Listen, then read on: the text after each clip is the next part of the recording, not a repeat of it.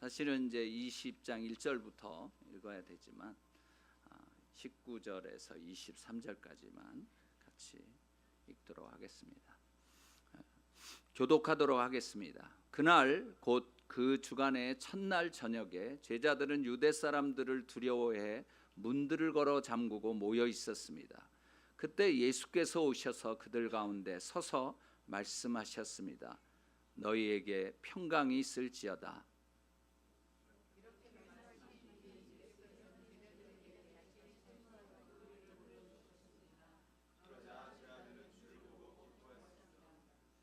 예수께서 제자들에게 다시 말씀하셨습니다. 너희에게 평강이 있을지어다. 아버지께서 나를 보내신 것처럼 나도 너희를 보낸다.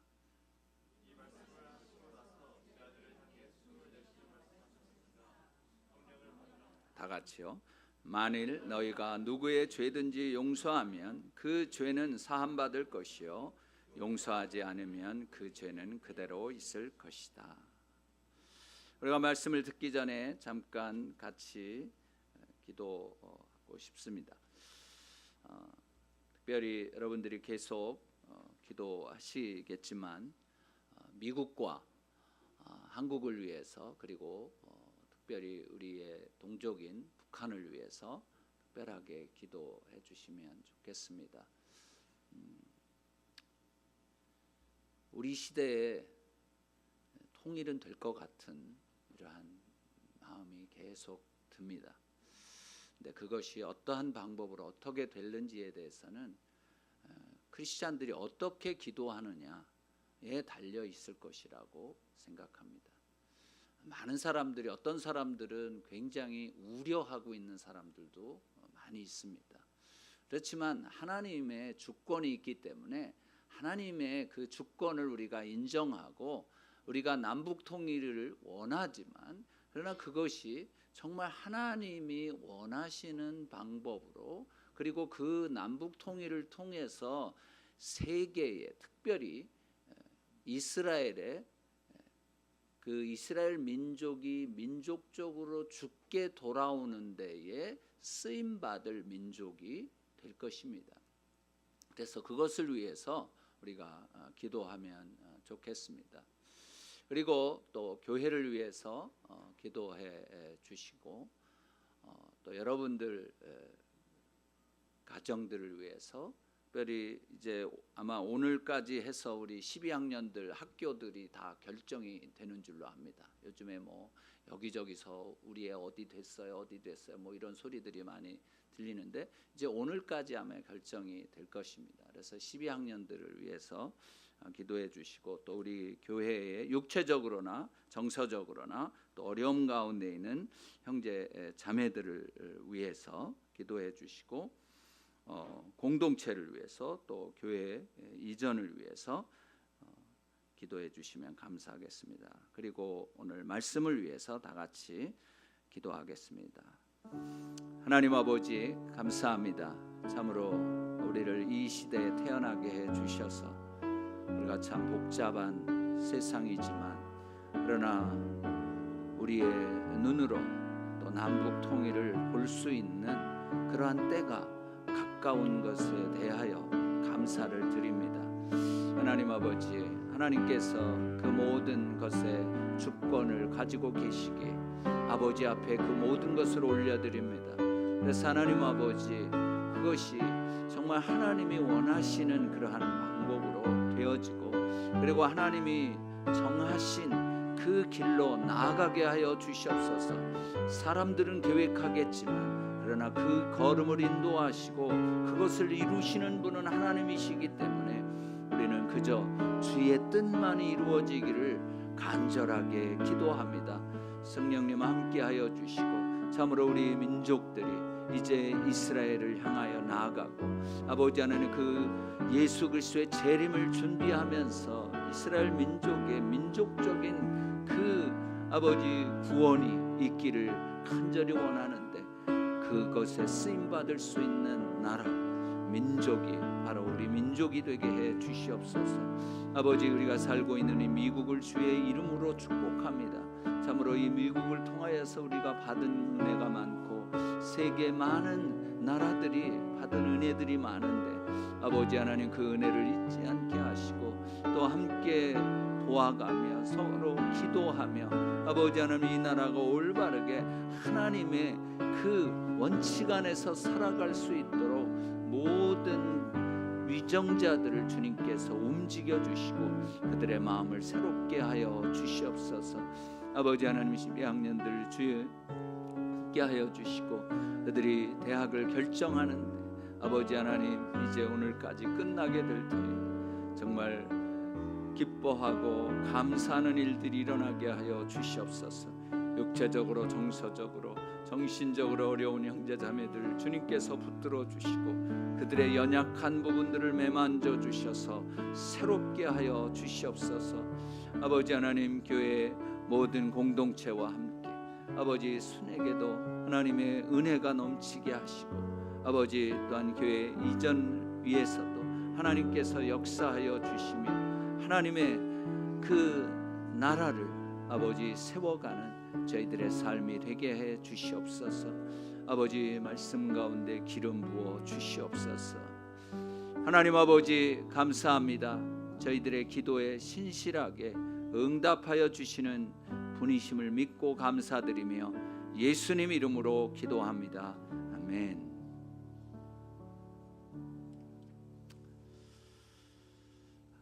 오늘은 예수님의 부활을 기뻐하고 축하하는 주일입니다.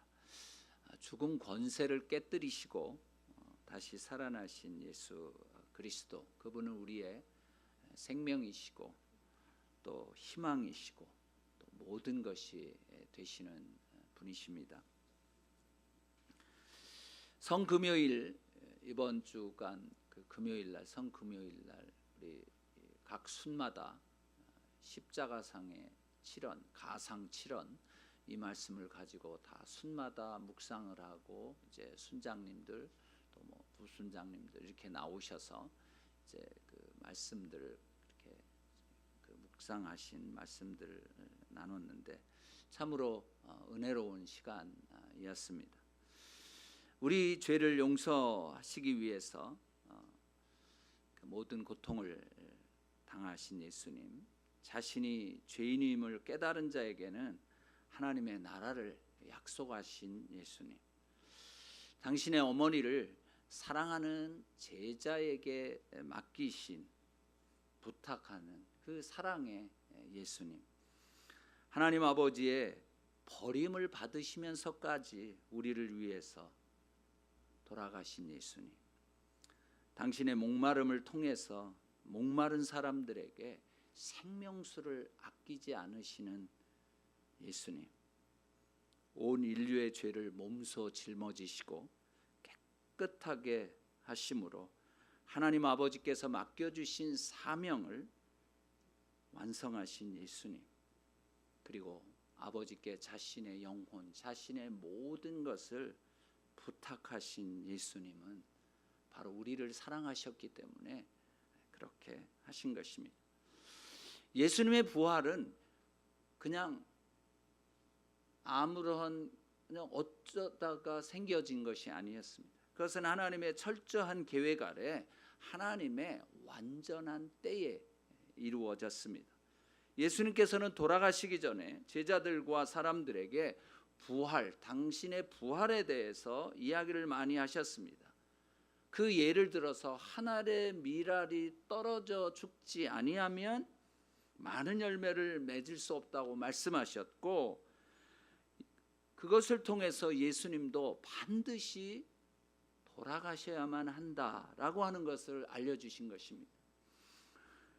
그로 인해서 또한 예수님께서 죽으심으로 많은 열매를 맺게 될 것이라고 암시하셨던 것입니다. 또한 이 세상에서 자기 생명을 미워하는 사람만이 그 생명을 영원히 보존하리라고 말씀하심으로 자기가 자기 생명을 미워하시는 그 모습을 보여주신 것입니다. 자기를 미워했다고 하는 것은, 예수님의 미워하신 것은, 그것은 인간적인, 그리고 인간의 모든 그 모든 것을 다 짊어지신 분이 아니시겠습니까? 그래서 자기 뜻대로 자기가 원하는 대로 사는 삶, 죄된 육신, 이런 모든 것들을 미워하는 것을 실제적으로 십자가에서 못 박혀 돌아가심으로 우리에게 보여주신 것입니다. 베드로는 예수님의 고난과 죽음과 부활에 대해서 다음과 같이 이야기했습니다. 사도행전 2장 22절에서 28절까지 말씀인데 좀 한번 같이 읽어보도록 하겠습니다. 시작. 이스라엘 사람들이여, 이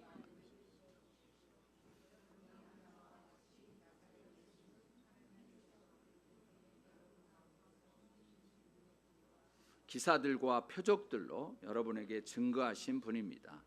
이 예수는 하나님께서 정하신 뜻과 미리 아심을 따라 내어 주셨고, 여러분은 법 없는 사람들의 손을 빌어 그분을 십자가에 못 박아 죽였습니다. 그러나 하나님께서는 죽음의 고통에서 풀어 그분을 살리셨습니다. 왜냐하면 그분은 죽음에 사로잡혀 있을 수 없었기 때문입니다. 다윗이 그분에 대해 말했습니다. 내가 내 앞에 계신 주를 항상 뵙습니다.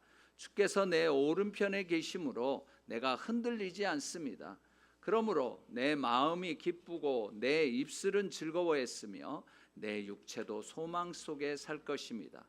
이는 주께서 내 영혼을 지옥에 버리지 않으시며 주의 거룩하신 분으로 썩음을 당치 않게 하실 것이기 때문입니다.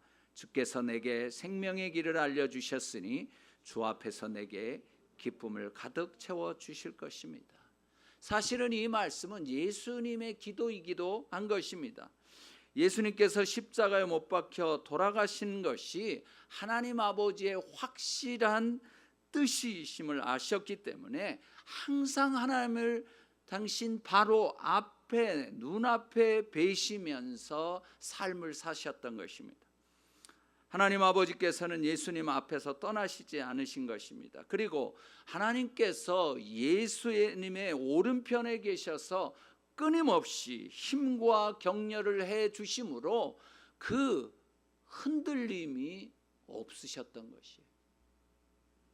그래서 예수님은 그 극한 고난과 고통 속에서도 마음이 기쁘셨고 하나님을 찬양하셨던 것입니다.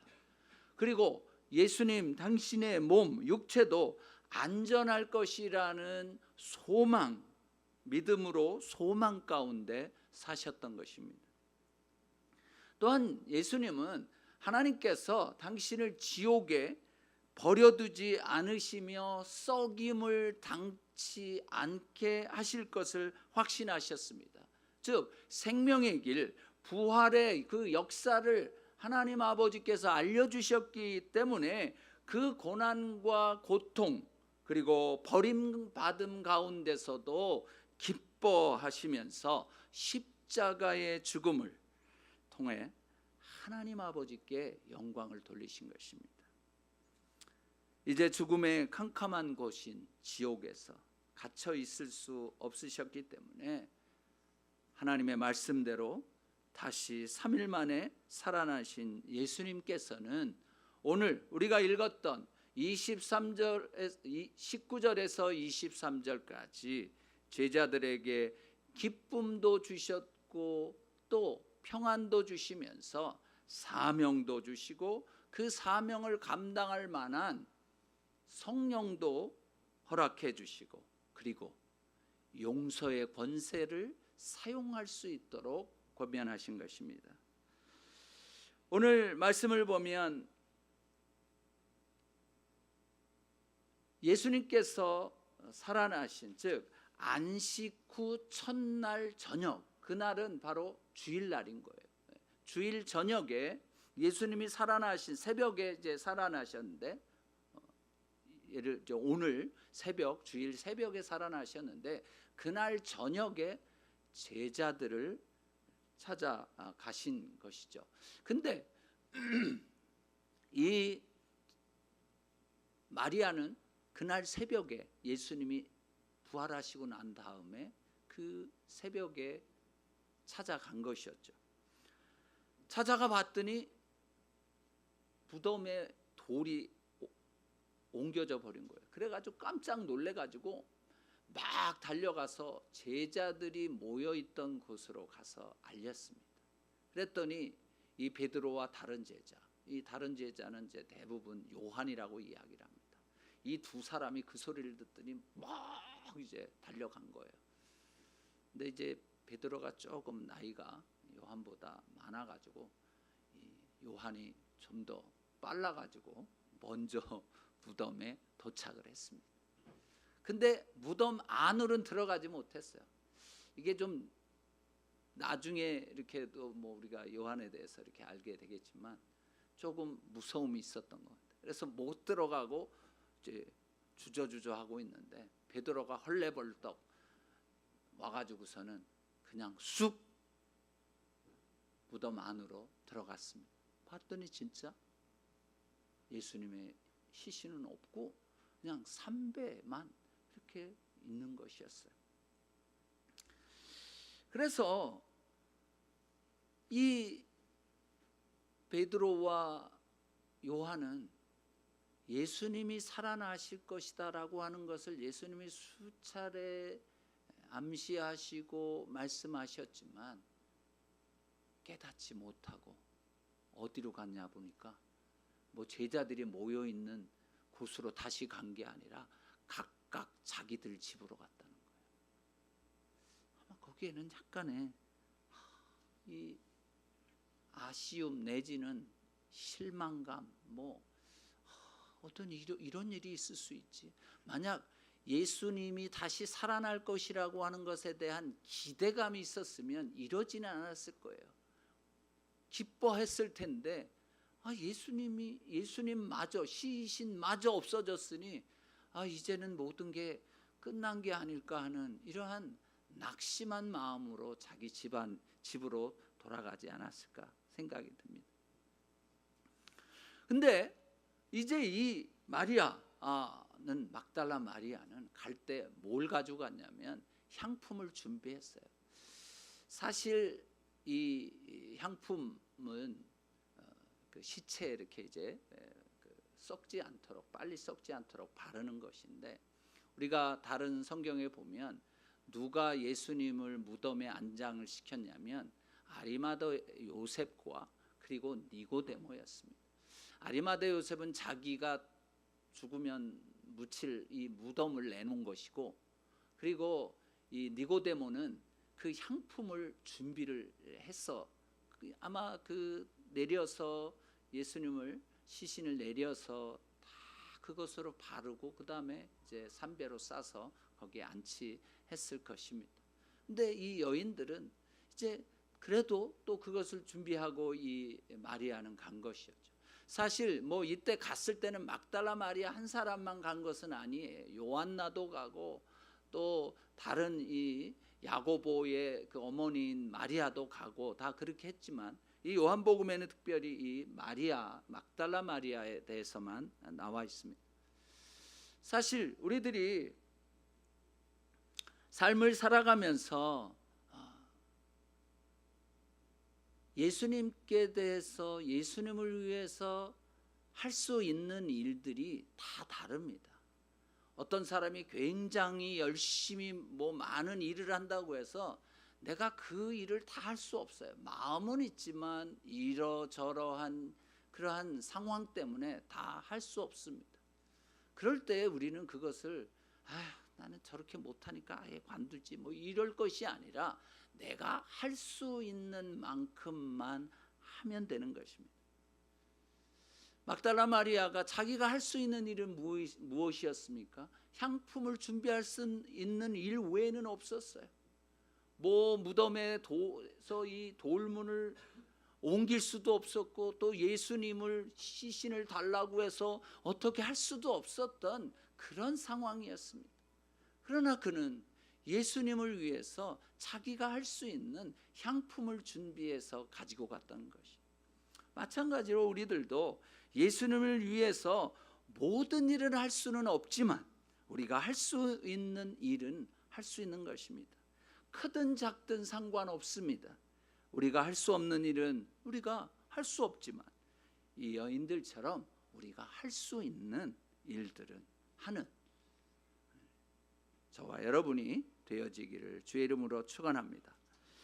이제 가봤더니 이제 이 제자들이 왔다가 가고 난 다음에 여전히 이 막달라 마리아는 무덤 밖에서 울고 있었습니다. 왜냐하면 예수님의 시신을 누가 훔쳐간 것이라고 생각을 한 것이에요. 왜냐하면 그 당시에는 뭐 그런 소문이 있었으니까요. 아, 예수님이 살아난 게 아니고 그 제자들이 어디다가 숨겨뒀다 뭐 이런 이야기들도 있었습니다. 여하튼 이 마리아는 예수님의 시신에 향품을 이 오일을 좀 바르려고 했다가 예수님의 시신이 없으니 이게 어떻게 된 거지 하면서 걱정하며 울고 있었던 것입니다. 그런데 그러다가 무덤 안을 바라보니까 천사 두 명이, 한 사람은 예수님이 계셨던 이 머리맡에, 또 한 사람은 발치에 앉아 있는 것이. 그러면서 왜 우느냐고 물어봅니다. 그러니까 이 마리아는 안타까워서, 아니 예수님의 시신이 어디 갔는지 지금 없어져서 그런다라고 이야기를 합니다. 그리고 나서 그가 뒤를 돌아다 봤는데 그때 어느 사람이 딱 서 있는 거예요. 그래서 이 마리아는 그가 동산지기인 줄 알고, 여기다 당신이 만약 예수님의 시신을 옮겼다면 어디다 옮겼는지 알려만 달라고, 그러면 제가 그 시신을 모셔 가겠다고 그렇게 이야기를 한 것이에요. 근데 갑자기 마리아야, 이전에 자기가 예수님이 살아계실 때 자기의 이름을 부르던 그 목소리, 그 톤, 그것으로 자기의 이름을 부르시는 것. 그래서 다시 한번 봤더니 예수님이셨던 것입니다. 참으로 우리의 삶 가운데서도 너무나도 힘들고 예수님 때문에, 예수님을 바라보며 예수님을 간절하게 기대하며 예수님을 위해서 기도할 때에 예수님께서는 우리 곁에 서시는 것입니다. 그래서 말씀하십니다. 중언아,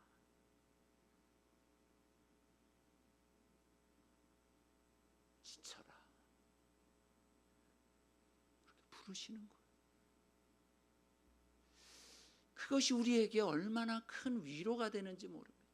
그래서 이 마리아는 너무나도 기쁜 나머지 예수님을 그냥 와락 붙잡으려고 했더니 예수님이 잠깐, 내가 아직 아버지께 나를 인사하지 못했다는 것, 가서 뵙지 못했기 때문에 나를 만지지 마라. 그리고 대신 이렇게 이야기합니다.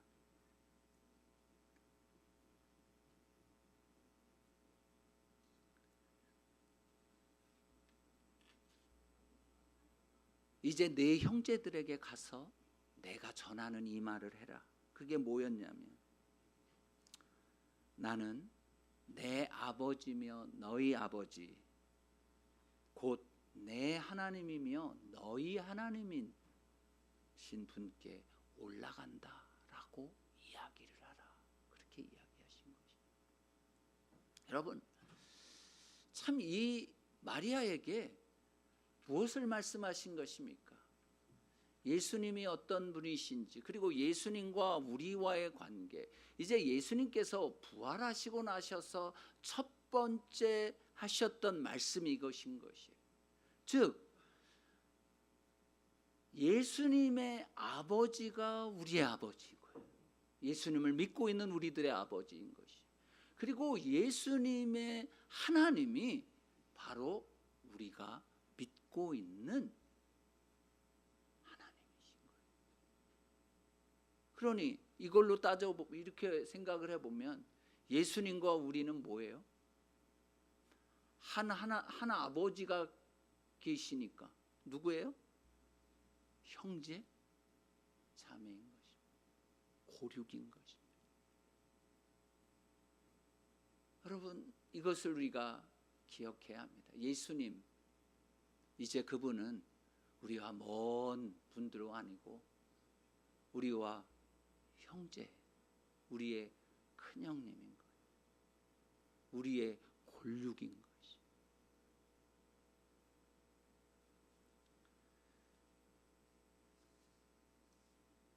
누가 뭐라 해도 예수님과 우리는 한 가족입니다. 그리고 여러분과 저도 한 가족이고 여러분들도 다 한 가족인 것입니다. 이것이 예수 그리스도를 믿는 사람들의 특권인 것입니다. 그리고 나서 이제 아마 그 새벽과 저녁, 예수님이 이제 이 제자들을 찾아가시는 그 기간 동안 예수님은 하나님 아버지께 올라가셔서 이제 다 서로 이야기를 하셨을 것입니다.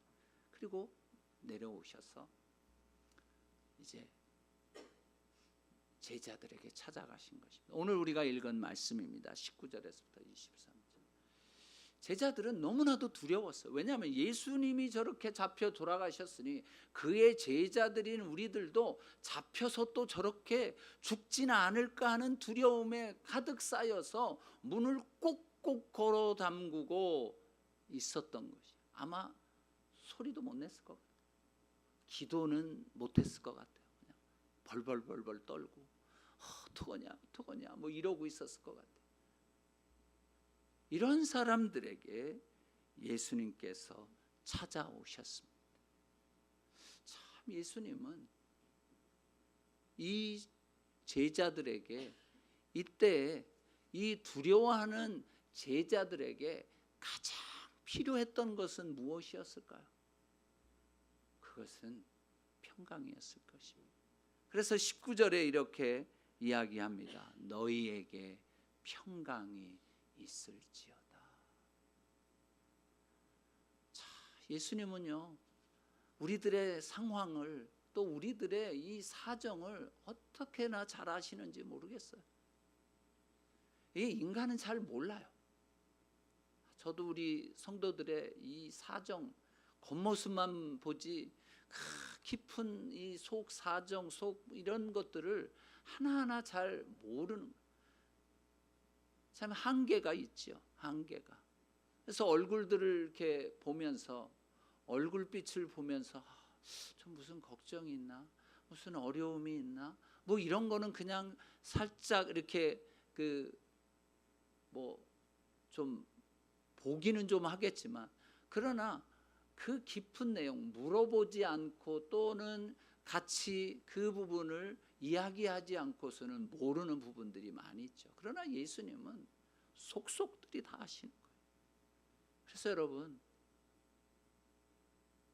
주님이 두려움 한가운데 있는 그들 안으로 오신 것처럼 예수님께서는 오늘도 우리들의 문제 한가운데로 오시는 분이심을 믿으십시오. 그러고 나서서 예수님께서는 부활하신 예수님을 본 제자들에게 몇 가지 부탁을 하셨습니다. 첫 번째, 20절을 읽어보겠습니다. 시작. 이렇게 말씀하신 뒤 예수께서는 제자들에게 자신의 손과 옆구리를 보여주셨습니다. 그러자 제자들은 주를 보고 기뻐했습니다. 무엇일까요? 이것은 무엇을 확신시켜 주시기 위한 거예요? 예수님께서 부활하셨다는 것을 못 믿는 거거든요. 못 믿었어요. 아니 진짜 예수님이 부활하셨단 말이야? 나중에 도마가 뭐 얘기하죠. 나 못 믿어. 그랬더니 예수님이 자 만져봐라. 도마한테는 얘기를 했지만 예수님께서 미리 이들에게 손과 옆구리를 보여주신 것이에요. 그래서 이들이 이것을 보고 기뻐했다는 것은 뭐예요? 예수님이신 것을 확신한 거죠. 예수님이 진짜 살아나셨구나. 이것을 이들은 믿게 된 것입니다. 그동안에 잘 못 믿었습니다. 뭐 좀 지나가면 또 헷갈리지만 여하튼 예수님께서는 자신이 살아나셨다라고 하는 것을 믿으라고 이들에게 보여주신 것입니다. 두 번째 21절 말씀을 읽겠습니다. 시작. 예수께서 제자들에게 다시 말씀하셨습니다. 너희에게 평강이 있을지어다. 아버지께서 나를 보내신 것처럼 나도 너희를 보낸다. 예수님께서는 다시 한번 평강이 있기를 원했어요. 왜냐하면 이들이 너무 두려웠어요. 기쁘면서도 또 두려운 거예요. 다시 평강이 있을지어다. 그러면서 사명을 주십니다. 그게 뭐냐면 하나님 아버지께서 나를 보내신 것처럼 예수님을 왜 보내셨어요? 복음, 예수 그리스도를 통해서 생명을 얻고 그리고 구원을 얻는 것을 전하시기 위해서 보내신 것 아닙니까? 그것처럼 나도 너희들을 보낸다. 무슨 말씀일까요?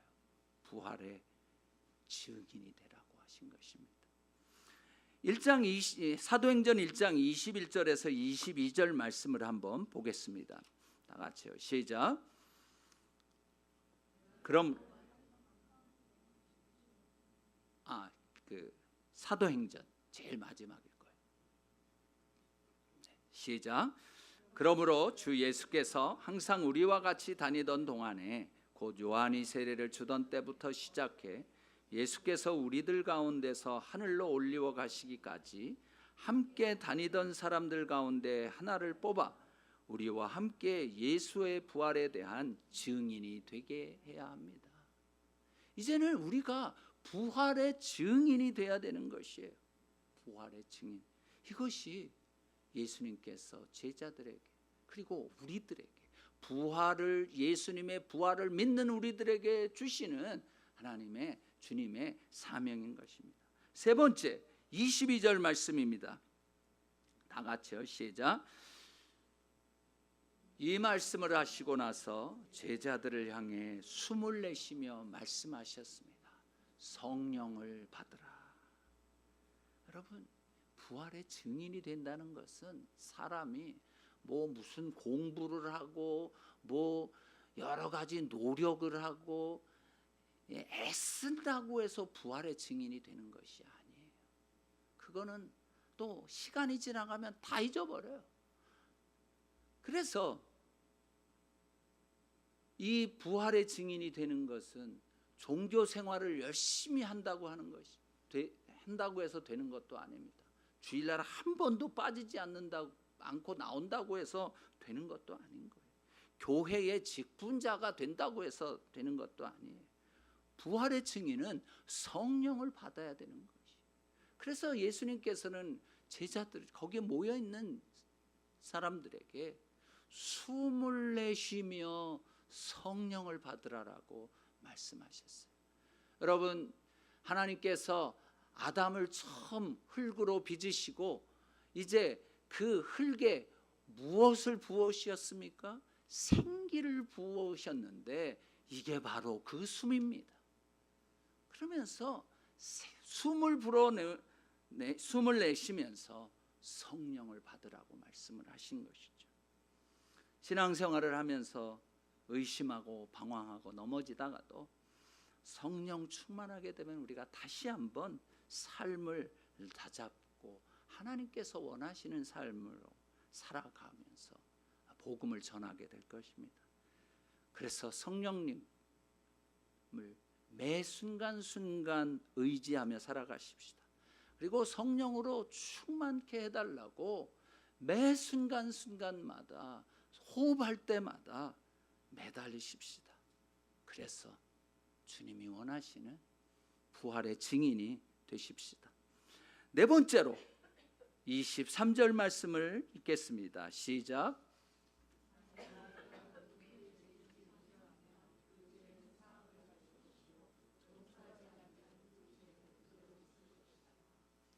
이제 이 말씀은 부활의 증인인 우리들이 이제 앞으로 이 세상에서 어떻게 살아야 할 것인지를 말씀하신 것입니다. 사실 죄를 용서하는 것은 하나님밖에 용서할 수 있는 사람이 용서할 분이 없지 않습니까? 그런데 예수님께서는 뭐라고 말씀하셨어요? 누구의 죄든지 내가 용서하면 그 죄는 사함을 받을 것이고, 그냥 그 죄를 내가 용서하지 않으면 그 죄가 그대로 있을 것이다 라고 하는 그 말씀은 가히 혁명적인 말씀인 것이에요. 그래서 사실 예수님의 성령의 충만함을 받은 예수님의 부활의 증인들인 우리들은 예수님께서 가지셨던 권세, 그 권세를 사용해야 하는데, 예수님의 하늘과 땅의 모든 권세를 가지셨는데 이제 그 권세를 예수 그리스도를 믿는 우리들에게, 그리고 부활의 증인이 된 우리들에게 다 주셨습니다. 그 가운데는 바로 죄 용서의 이 권세도 주신 것이에요. 예수님이 우리 안에 계시기 때문에 예수님과 우리는 하나가 된 것이에요. 그래서 이제는 우리가 예수님과 친밀한 관계 가운데서 살아가며 이제 말을 하거나 무엇을 하게 될 때 우리는 예수님의 말씀을 이야기해야, 말해야 합니다. 사실은 우리는 그냥 내 인간적인 얘기들을 많이 하기 때문에 어려움들이 많이 생기죠. 내 욕심 또는 나의 분노, 나의 그 잘못된 가치관 이런 걸 가지고 막 이야기를 하다 보니까 그것이 사람들에게 어려움을 주고 상처를 주고 아픔을 주는 것이지만, 그러나 내가 예수 그리스도께서 말하라고 하는 것을 하고 행동하라는 것을 하고 그렇게 그대로만 순종하며 살아간다면 사실은 그 모든 말과 행동은 사람을 살리는 것이 될 것입니다. 그래서 예수님께서는 이 시대를 우리가 살면서 부활의 증인으로 살려면 예수님께서 우리에게 주신 용서의 권세를 사용하라고 말씀하신 것입니다. 사실 죄라는 것은 사단의 무기입니다. 우리를 유혹해서 죄를 짓게 하곤 죄책감 속에서 헤어나지 못하게 해서 하나님 앞에 담대히 나아가지 못하게 하는 것이 바로 사단의 계략입니다. 그러기에 수많은 비신자들, 예수님을 믿지 않는 사람들, 이 사단의 계략에 속아서 하나님 앞에 나오기를 두려워하는 것이, 또한 예수를 믿는다고 하면서도 교회를 나온다고 하면서도 죄를 짓는 이 사람들 중에는 하나님 앞에 담대하게 나오지 못하는 것이, 우리가 아까 성만찬에도 이야기를 했지만 예수 그리스도의 보혈을 의지하지 못하고 죄책감에 빠져서 허덕이고 있는 경우가 얼마나 많은지 모릅니다.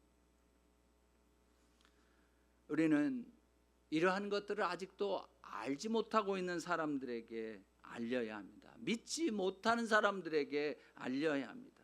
누구든지 자신이 죄인임을 깨닫고 회개하며 예수님을 그리스도로 받아들이기만 한다면 죄의 용서를 받고 하나님의 자녀가 되며 하늘나라의 백성이 된다는 이 복음의 메시지를 전하는 부활의 증인이 되기를 주의 이름으로 축원합니다.